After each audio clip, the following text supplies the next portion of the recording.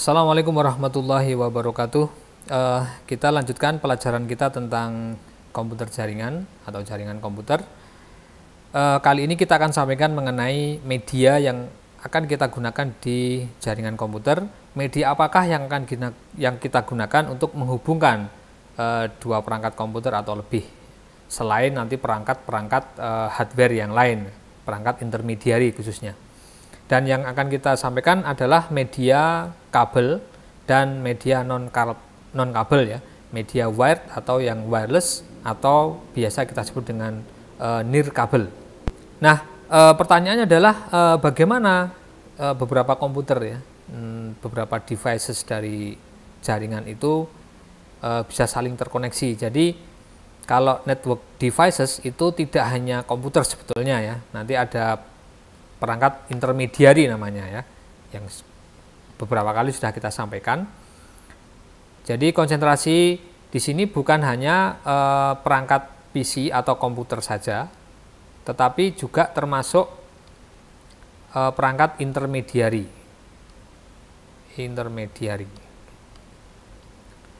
Jadi perangkat intermediary itu ada, kemarin sudah kita sampaikan, ada hub ya, sedikit nanti akan ada bahasan sendiri tentang beberapa fungsi dari perangkat-perangkat ini. Kemudian ada switch. Nanti ada lagi perangkat intermediary yang lain, misalnya router dan sebagainya. Nah, di antara PC kemudian perangkat intermediary itu harus ada penghubungnya agar mereka saling bisa berkomunikasi. Nah, makanya di sini membutuhkan media. Nah, media yang digunakan itu adalah media wired dan media wireless. Jadi salah satu ini bisa digunakan atau mungkin gabungan dari keduanya. Nah, dari bahasanya apakah itu wired, itu pasti jelas ya. Wired itu berarti terkabel. Kalau wireless berarti ya non kabel atau nirkabel, seperti itu.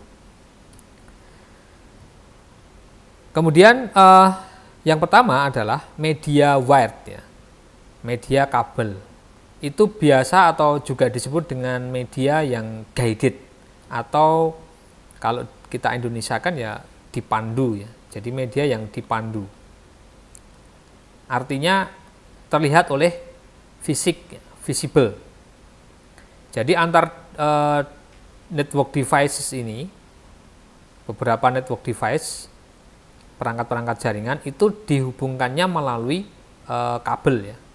Jadi kabel ini berarti nanti kita harus konfigurasi, kita harus potong sendiri, kita harus merangkainya sendiri ya, dengan kemampuan kita masing-masing, dengan prosedur dan protokol aturan yang ada ya.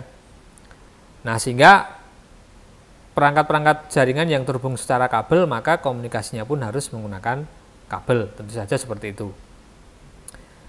Misalnya begini, kita mau mengadakan komunikasi antar rumah dalam satu RT. Kalau dulu pernah kita menggunakan brick ya. Saya nggak tahu tulisannya seperti apa, atau intercom gitu. Intercom itu berarti telepon antar instansi atau dalam satu instansi. Maka di sana harus menggunakan kabel, harus menarik kabel. Ada perangkat satu, nanti harus dihubungkan dengan perangkat yang lain. Ini yang pengalaman dulu pernah saya alami.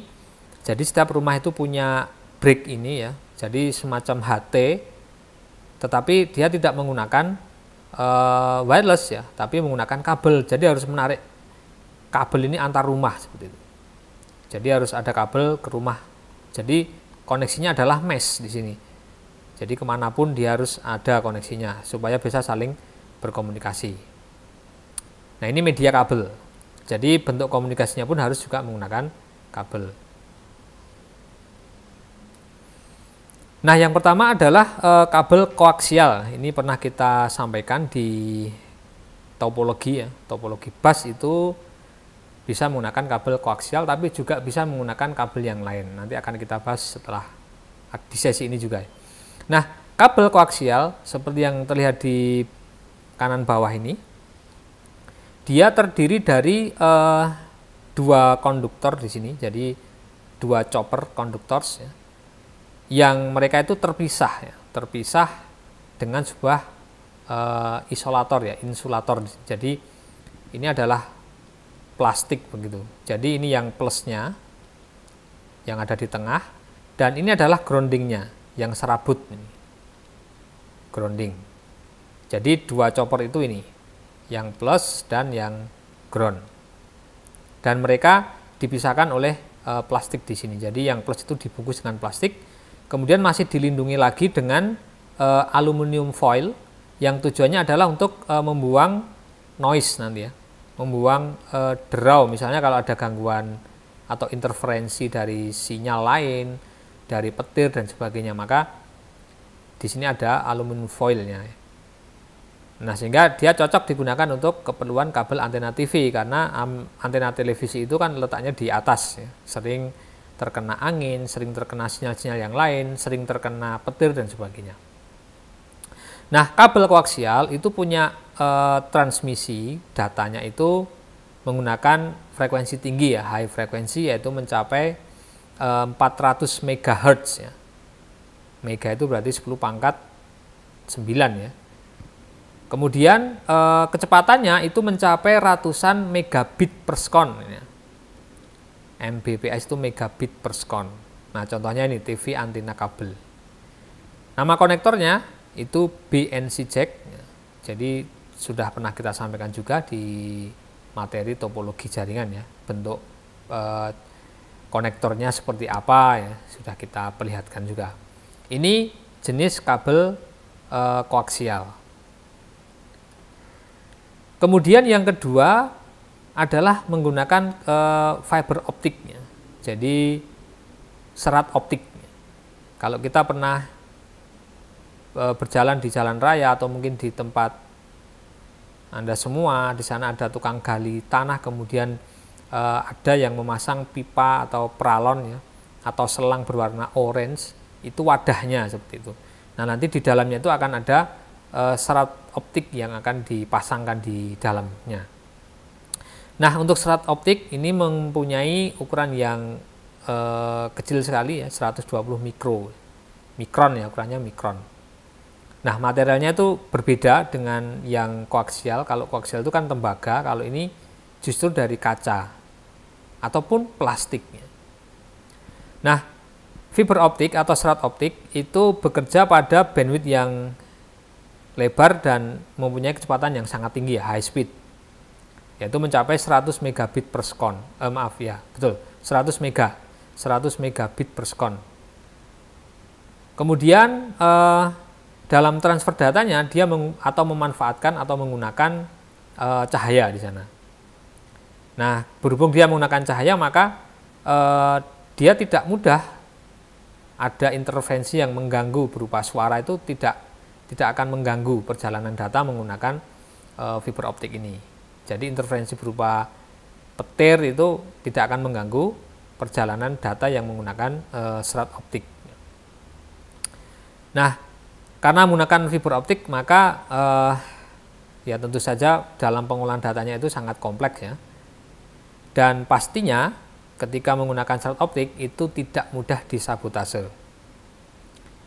Kalau misalnya kita memasang kabel telepon rumah misalnya, yang kita pasang di atau melewati di atap rumah ya. Misalnya ada kabel telepon rumah, ini telepon rumah. Kemudian ada kabel yang lewat di atas rumah atau di atap rumah, nyambung ke telepon, dan kita dengan sengaja memotong misalnya, memotong di sini dan kita kasih terminal T begitu. Kemudian kita sambungan ke telepon yang lain, ya maka kita bisa mensabotasenya. Nah, kenapa saya bisa berkata seperti ini? Karena saya pernah mencobanya seperti itu. Pernah mencoba di atap rumah itu, waktu zaman masih sekolah itu, ada kabel telepon yang nyambung ke dalam rumah dan di atas itu ada sambungan ya, plus minus ya. Dua kabel itu ada yang ada sambungan dan kita sengaja lepas, tetapi masih dalam keadaan nyambung ya, lepas isolasinya dan kita sambungkan ke pesawat telepon yang lain, ke gagang telepon yang lain, dan ketika di dalam menerima telepon dan kita di sini kita dengarkan, maka kita bisa mendengarkan juga. Ini namanya sabotase. Nah, berbeda dengan fiber optik.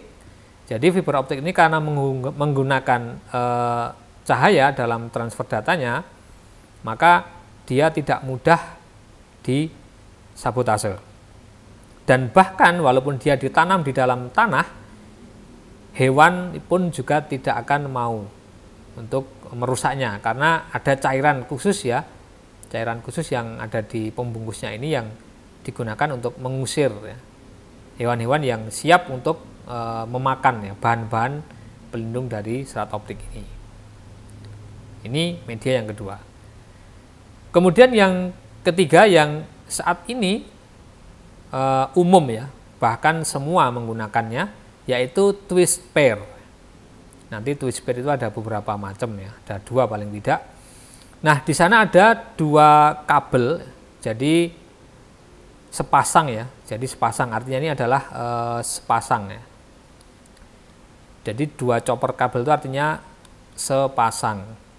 Yang namanya sepasang itu berarti isinya 2. Sepasang itu adalah, tapi bukan plus minus kalau ini ya, berbeda.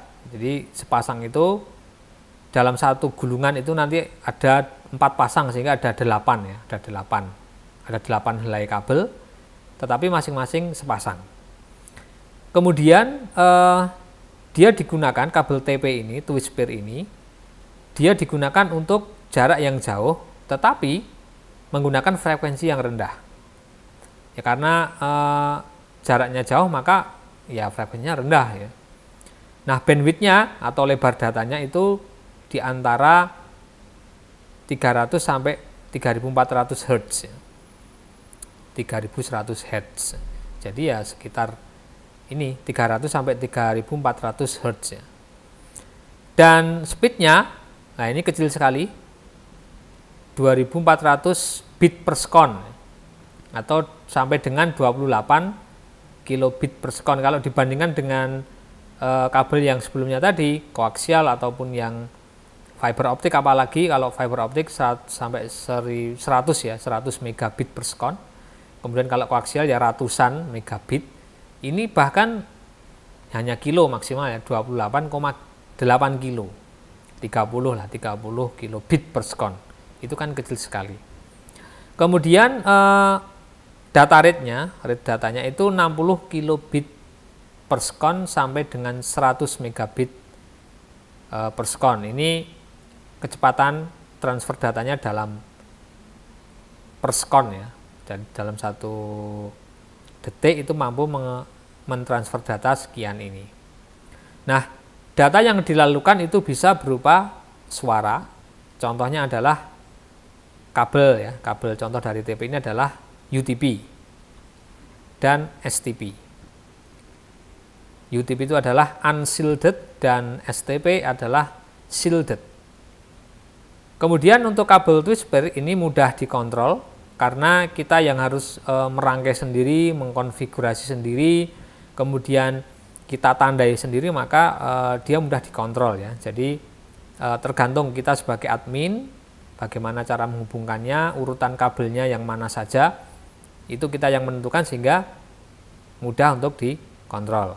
Nah, sayangnya kabel twist pair ini mudah terkena interference. Misalnya ada petir ya, atau kilat ya. Kemudian ada interferensi dari sinyal yang lain, misalnya sinyal GSM atau sinyal-sinyal yang lain. Nah, ini ya memang ada kelebihannya dan ada kekurangannya seperti itu. Nah, contoh yang tadi ya, TP itu kan ada UTP, bentuknya seperti ini, jadi hampir sama. Jadi 2 chopper atau sepasang tadi itu seperti ini. Ada di sini biru putih biru, kemudian ada oranye putih orange, ada coklat putih coklat, ada hijau putih coklat. Jadi sepasang ya. Yang UTP itu pembungkus aluminium foilnya itu keseluruhan. Jadi satu gulung kabel ini nanti akan ada aluminium foil di sini, menggulung di sini. Jadi hanya satu gulungan ini. Berbeda dengan STP. Ini lebih mahal ya. Kabelnya lebih mahal karena setiap chopper ini, setiap pasang ini dia punya ini pelindungnya sendiri-sendiri. Jadi setiap pasang ini punya aluminium foil sendiri untuk membungkusnya. Nah, umumnya kalau di instansi ya biasanya menggunakan yang UTP karena memang harganya relatif lebih murah. Kemudian twitch pair ini tidak hanya seperti ini aja, dia harus membutuhkan konektor, namanya konektor RJ45 ya. Ini kalau dari tampilan seperti ini, nomor 1 itu dari sini ya. 1, kemudian di sini ada 8. Ini kan ada 4 pasang, 1, 2, 3, 4 ya. Dan urutannya itu nanti pasti tidak harus seperti ini ya. Jadi biru, biru putih, kemudian coklat, pasangannya coklat putih, tidak. Nanti akan ada urutan kabel yang harus dikonfigurasi sendiri, harus dibalik gitu ya. Jadi tidak sesuai dengan pasangannya seperti ini. Karena di dalam keilmuan elektronika, keilmuan sinyal itu warna itu memberikan makna ya. Jadi mengapa kabel plus itu identik dengan warna merah ya? Oh, karena dia mengandung sinyal positif. Kalau di listrik AC, alternating current, kalau kita sentuh maka dia akan kesetrum ya. Kalau di istilah kita itu kesetrum ya, kena strum listrik. Tapi kalau yang main yang warnanya hitam, misalnya seperti itu, kalau kita pegang maka dia tidak memberikan efek shock tegangan ya, seperti itu. Jadi warna-warna ini punya makna-makna sendiri. Nah, kemudian media yang selanjutnya adalah media yang tidak kasat mata ya. Jadi media yang wireless ya, atau media nirkabel. Jadi device itu nanti terhubung melalui media nirkabel, tidak kasat mata. Di sini ada komputer, dia terhubung dengan nirkabel. Jadi menggunakan sinyal di sini. Biasa disebut dengan media yang unguided. Nah, berhubung menggunakan sinyal maka kita tidak bisa melihatnya. Bisa kita bayangkan kalau kita mengkoneksikan dua buah perangkat smartphone misalnya. Ada smartphone 1, ada smartphone 2. Kita bukan menggunakan Bluetooth misalnya. Maka kita tidak akan bisa melihat koneksinya. Tetapi secara digitally, secara logically, mereka bisa saling terkoneksi ya, karena menggunakan media yang nirkabel tadi. Nah, tetapi di perangkat jaringan, misalnya di sini ada switch ya, atau mungkin hub, atau mungkin router, itu koneksinya tidak menggunakan media wireless, dia harus dengan kabel ya. Karena apa ya? Karena membutuhkan koneksi yang pasti dan stabil ya, karena sinyal itu kan tidak stabil. Kadang dia hilang sendiri karena kekuatan penguat di dalamnya dan sebagainya. Nah, untuk perangkat-perangkat intermediari ini, antar perangkat intermediari biasanya atau umumnya menggunakan media wired ya, kabel. Tapi ketika sudah ke end devices, PC, laptop, itu bisa menggunakan media yang wireless ini atau nirkabel. Nah, contoh dari media nirkabel ini yaitu ada radio frekuensi.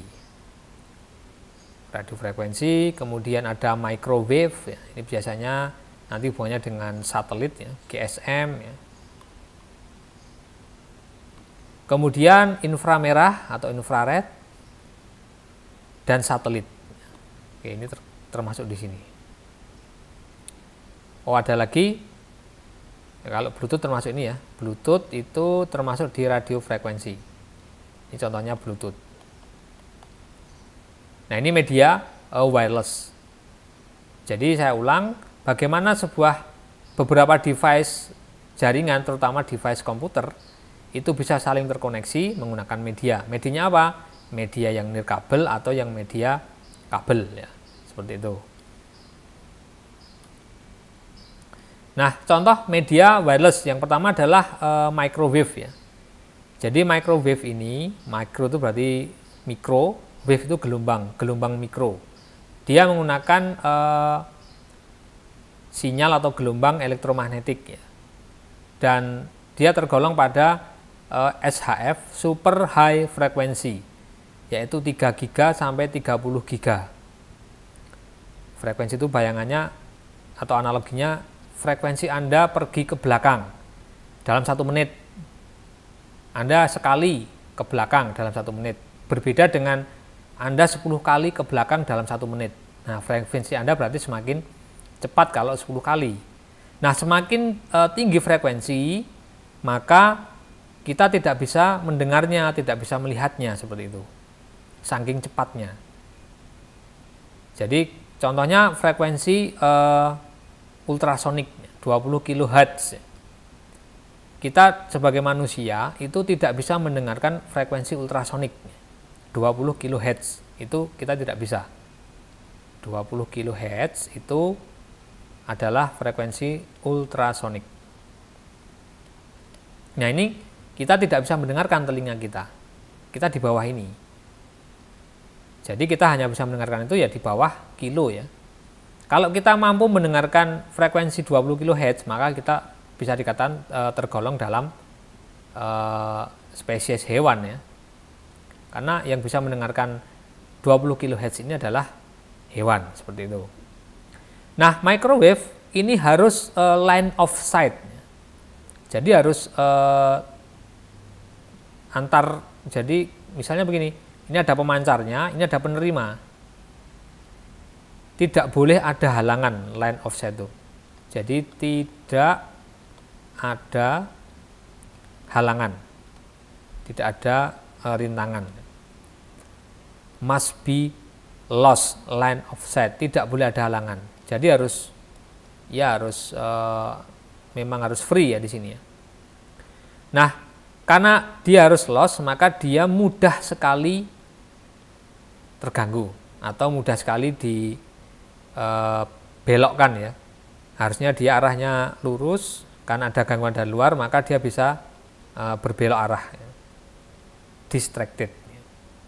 Mudah untuk diganggu, dibelokkan. Ini microwave. Kemudian yang kedua, wireless yang kedua, perangkat atau medium wireless ya, yaitu adalah inframerah, infrared radiation. Biasa disebut dengan IRDA, IR itu infrared, DA itu radiation. Nah, dia juga menggunakan elektromagnetik ya. Jadi microwave itu infrared itu tergolong pada microwave sebetulnya ya. Dia menggunakan sinyal atau gelombang elektromagnetik ya. Dan dia harus loss ya, harus line of sight tadi. Dan jaraknya pun terbatas. Dan sekarang ini sepertinya perangkat handphone, smartphone ya, yang menggunakan infrared itu jarang sekali. Hanya brand-brand tertentu yang masih menggunakan infrared. Itu pun dimanfaatkan untuk kepentingan remote ya, biasanya seperti itu. Mudah diganggu ya. Contohnya remote televisi. Misalnya kita mau mengganti channel, kemudian di sini ada remote, di sini ada televisi. Nah, kalau televisi itu kita halangi dengan obstacle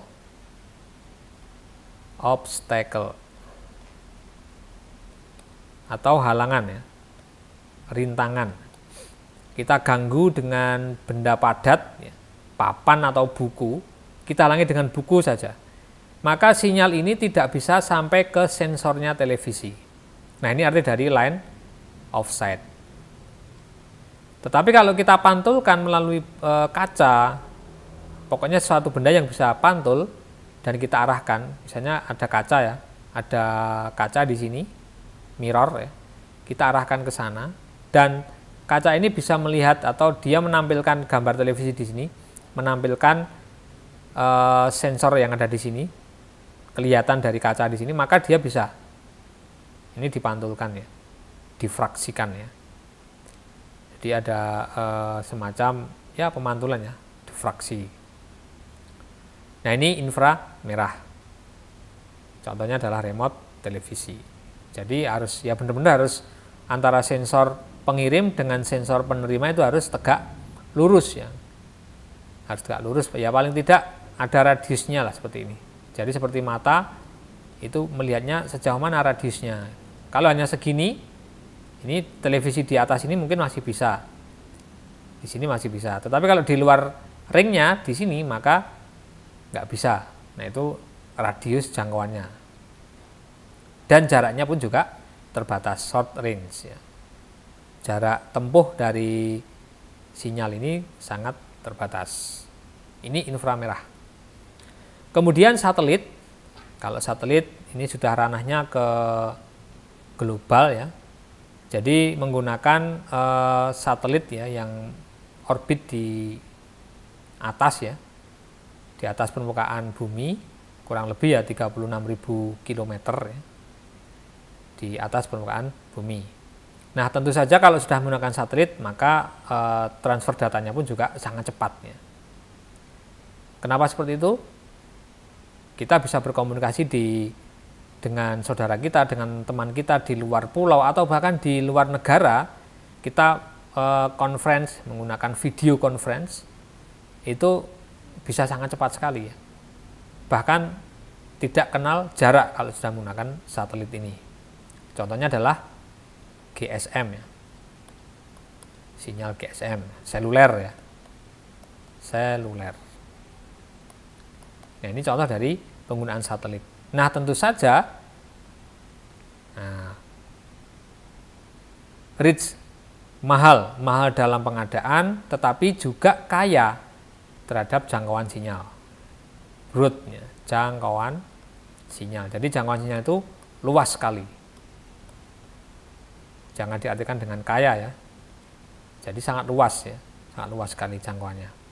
Kita mungkin menggunakan sinyal seluler GSM hanya di tempat-tempat tertentu saja yang mungkin sinyalnya kurang ya.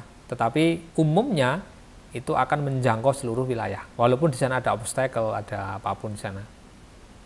Tetapi dengan catatan yang memang harus ada stasiun ruralnya ya, atau istilahnya towernya lah seperti itu.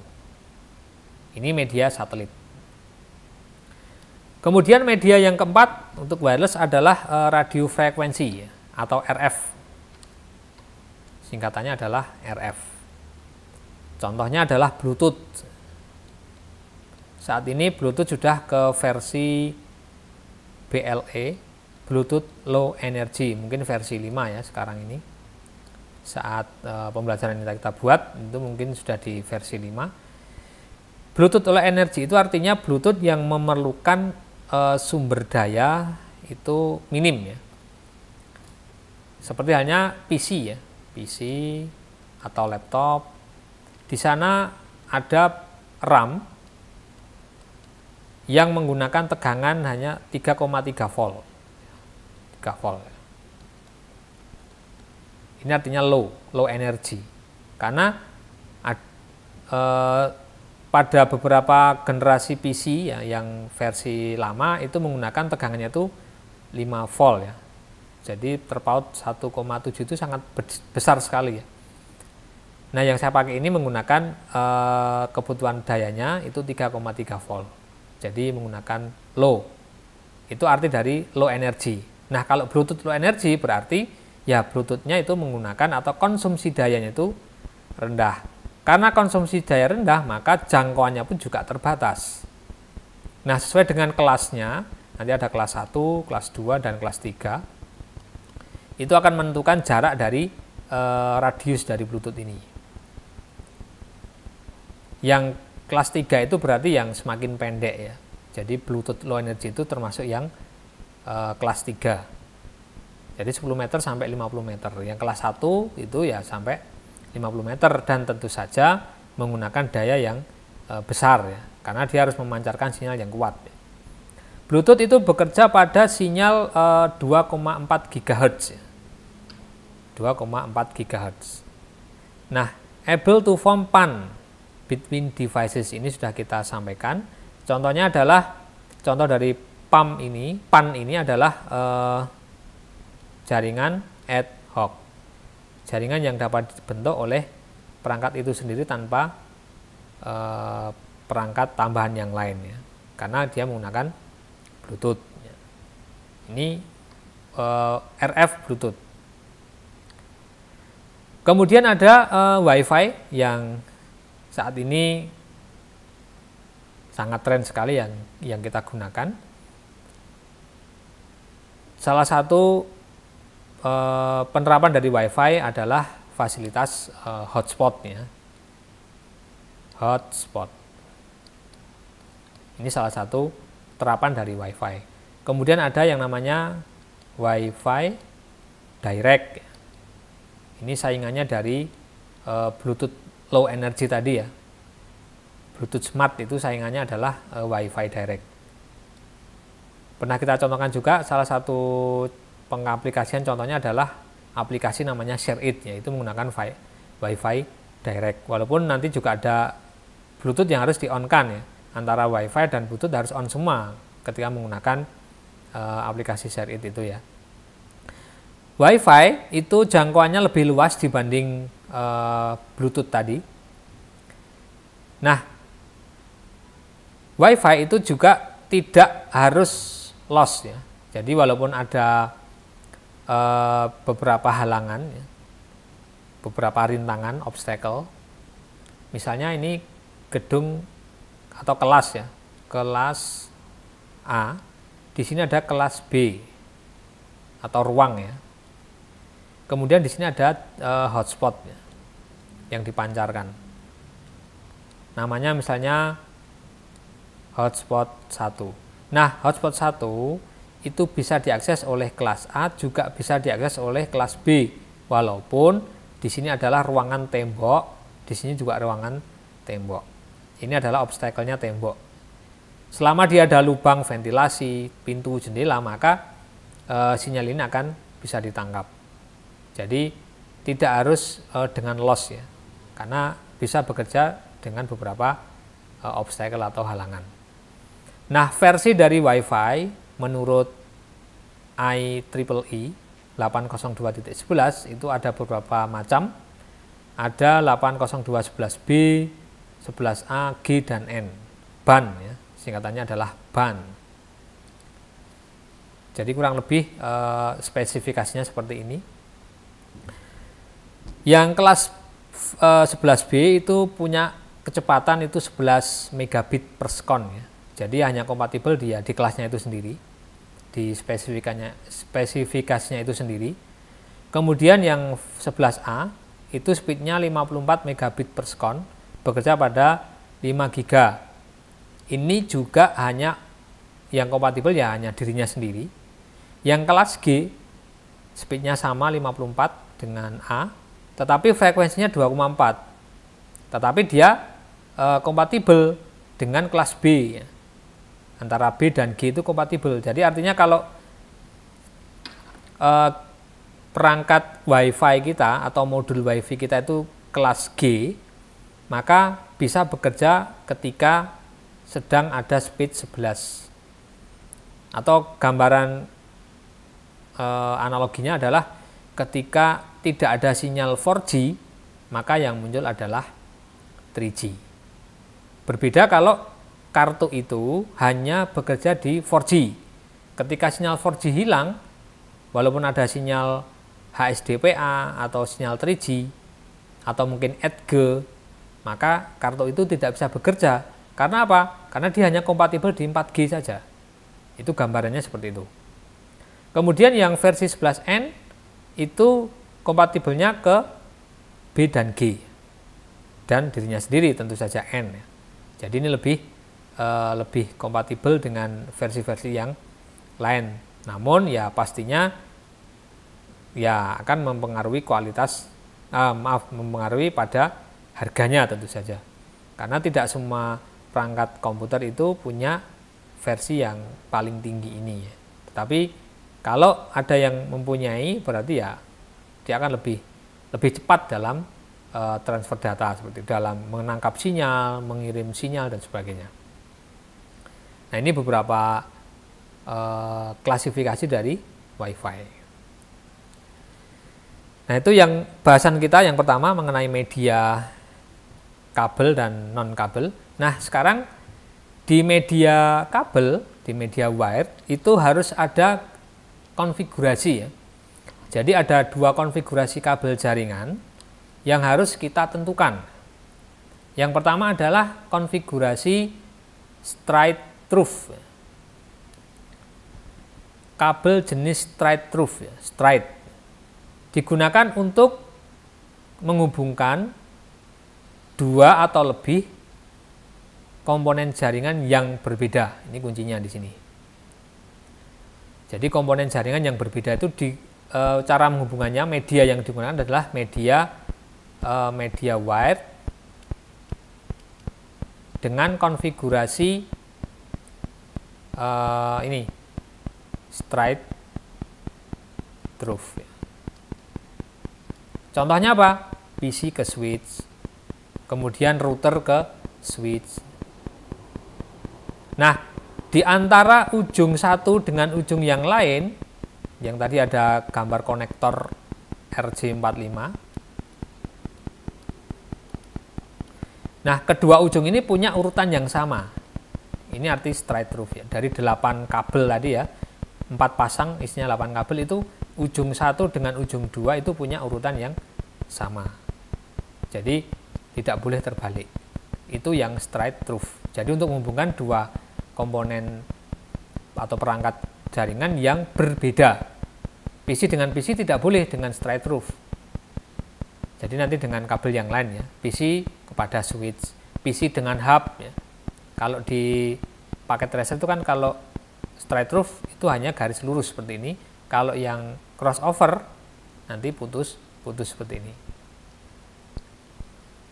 Nah, ini gambaran dari konfigurasi straight through. Jadi di sini ada konektor RJ45 tadi. Ini juga konektor RJ45. Jadi ujung 1, ujung 2. Dengan tampilan muka yang sama menghadap kita, maka urutan kabelnya harus sama seperti ini. Di sini ada orange putih, orange, hijau putih, biru. Nah, di sini. Jadi hijau putih tidak berpasangan dengan hijau, tapi malah justru biru. Kemudian biru putih, hijau, coklat putih, coklat. Di sini pun sama. Jadi yang wajib dihafalkan ketika kita mau membuat konfigurasi kabel straight through, kita harus menghafalkan urutannya ini ya. 1 sampai 8. Jadi ini adalah aturan standarnya seperti itu. Seperti yang telah kita sampaikan di depan bahwasanya warna-warna kabel ini punya makna ya. Sehingga ya harus seperti ini urutannya. Tetapi kalau kita nekat kita pasangkan sesuai dengan warnanya, ya silakan saja. Tapi intinya untuk kabel straight through itu ujung 1 dengan ujung 2 itu urutannya sama. Itu kuncinya. Kalau nanti kita tidak hafal dengan urutannya, yang penting ujung 1 dengan ujung 2 harus sama. Dan kalau kita tidak terbiasa mengkonfigurasi ini, memasang kabel ini bukan perkara yang mudah ya.